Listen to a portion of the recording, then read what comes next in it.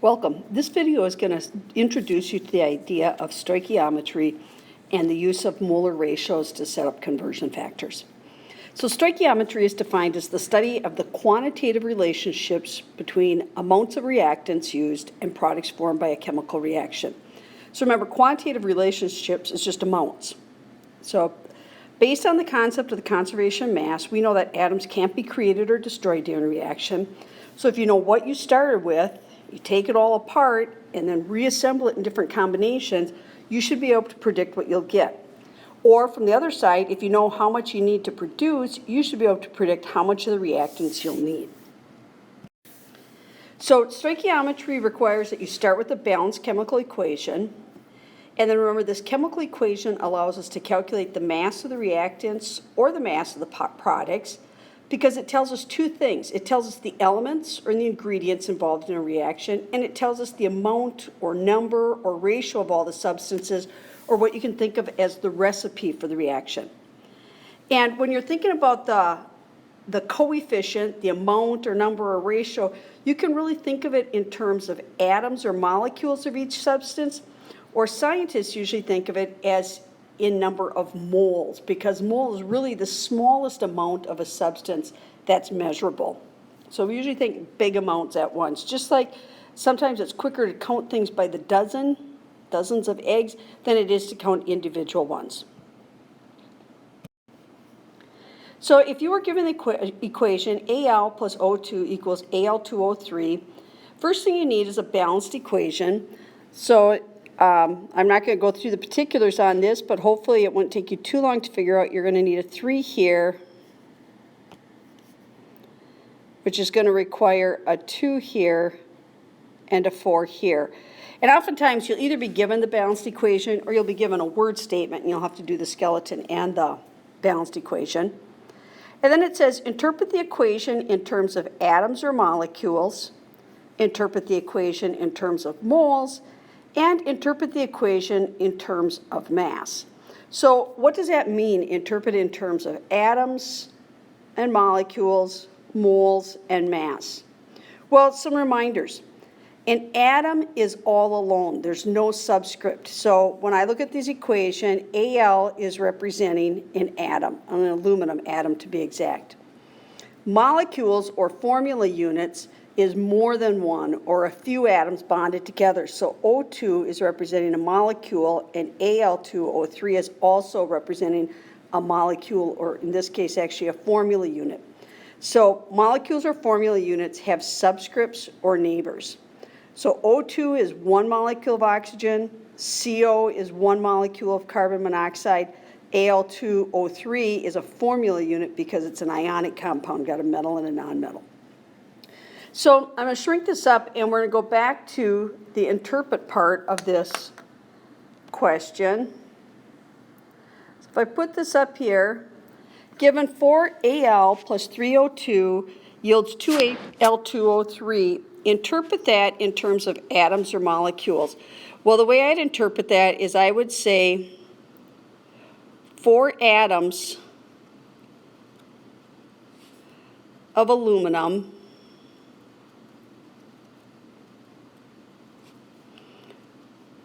react with 3 molecules of oxygen to produce or to yield, choose your verb, 2 molecules of aluminum oxide.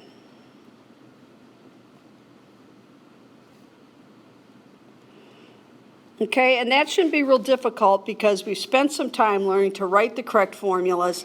So you should be able to go the other directions here and convert an equation back into the word statement. And the reason for doing this is really so that when you see a balanced equation, you think of what it's really telling you. It's a shorthand, but you should realize 4 atoms of aluminum are combined with 3 molecules of oxygen and giving me 2 molecules of aluminum oxide.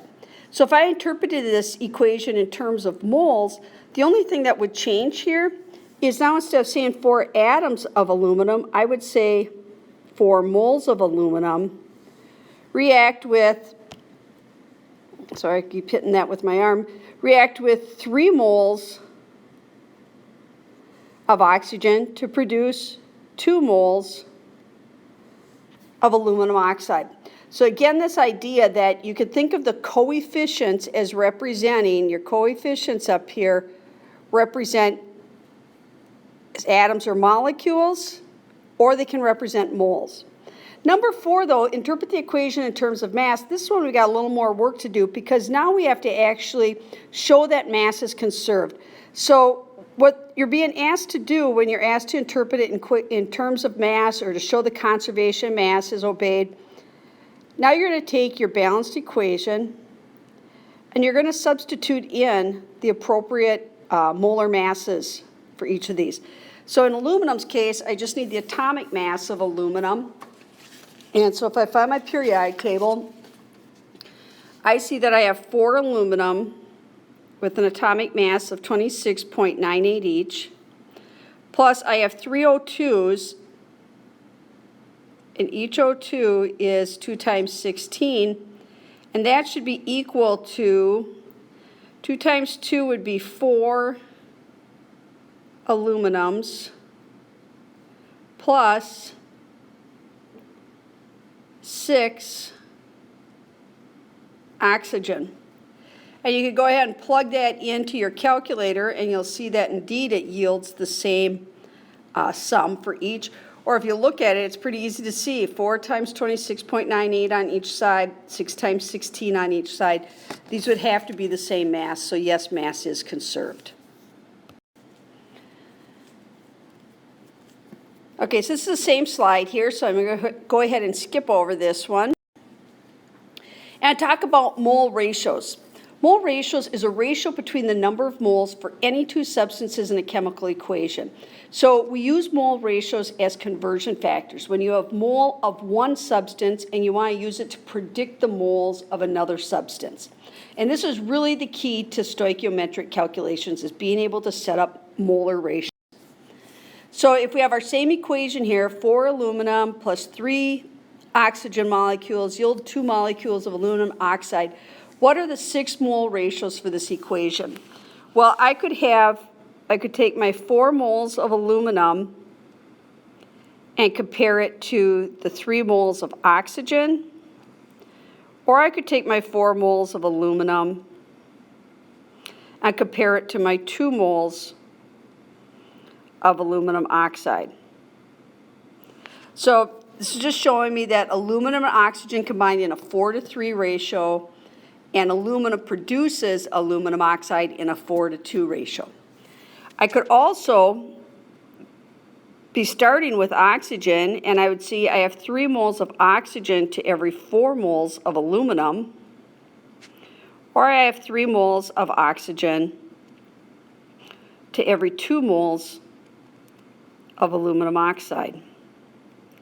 And finally, I could start with the product, and I could say I have 2 moles of aluminum oxide from every 4 moles of aluminum, or I have 2 moles of aluminum oxide from every 3 moles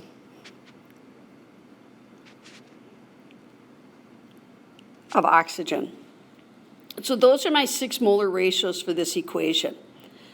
And it's not very often that you're going to write all the molar ratios, but as we start looking at the idea of molar ratios, it's important for you to realize that there's more than one molar ratio there, and it's all about perspective. Are you looking at aluminum to oxygen or oxygen to aluminum? Because 4/3 is very different than 3/4. One is going to increase your sum and one's going to decrease your sum.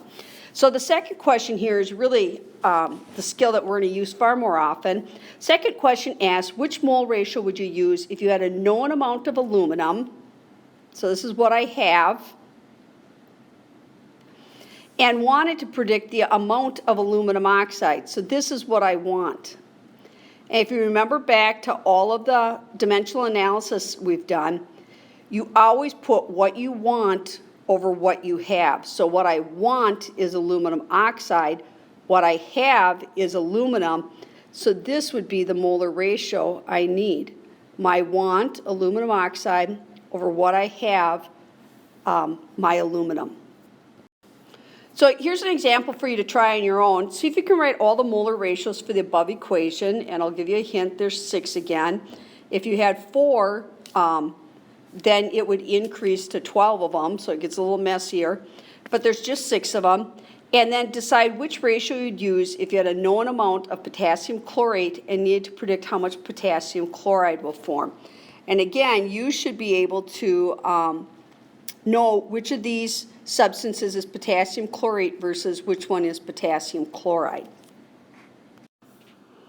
So if you've already tried this, I'm going to go ahead and fill in my ratio. So I've got 2 moles of potassium chlorate will yield 2 moles of potassium chloride, 2 there, or 2 moles of potassium chlorate will yield 3 moles of oxygen. 2 moles of KCl